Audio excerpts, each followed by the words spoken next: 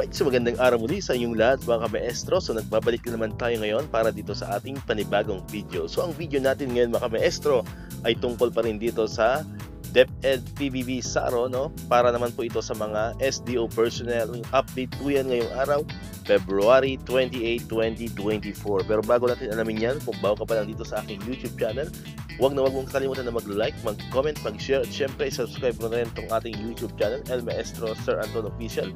Ulitin ko po, pag-search lamang sa inyong mga YouTube, sa inyong mga browser, ang ating channel El Maestro Sir Anton Official at lalabas na po ito.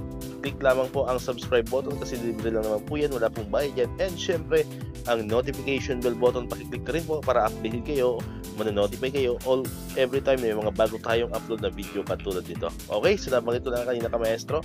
Ang pag-uusapan natin ngayon ay itong ating DepEd PBB, no? PBB 2021 para sa mga SDO personnel. Update po yan mula po mismo sa DBM ngayong araw, February 28, 2024. Ayan, so mayroon po tayo ditong nakitang 5 SDO or division offices na nabigyan na po ng SARO for PBB 2021. So unahin po natin itong Division of Gingoog City. So mayroon pong 134 eligible na personnel ang mabibigyan po ng PBB 2021.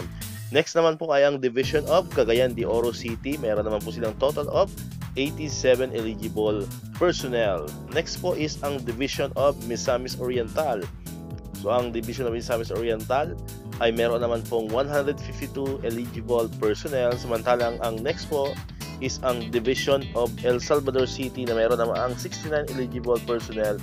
At ang pinakahuli pong nabigyan ng SARO for PBB 2021 ay ang Division of Osamis City na meron namang 114 eligible personnel. Okay, so far po, yan ang 5 SDO na nabigyan po ng PBB SARO, no, for PBB 2021 sa mga SDO personnel o yung mga non-teaching personnel. Okay, so abang-abang lang po tayo sa mga ibang SDO na wala pang SARO kasi baka sa mga susunod na araw ay mabibigyan na rin po kayo at i-update po agad natin yan dito sa ating YouTube channel. So muli po, maraming salamat sa inyong panunood at pakikinig. Once again, El Maestro, see you on my next vlog. Bye-bye!